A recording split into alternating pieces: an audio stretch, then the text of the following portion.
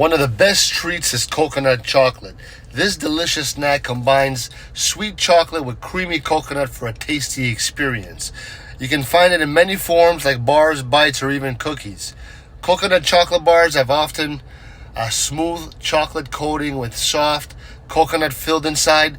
The combination of the rich chocolate and the chewy coconut is simply delightful. Many brands make these treats. They're popular for people who love both flavors. Now, you can also make your own coconut chocolate at home.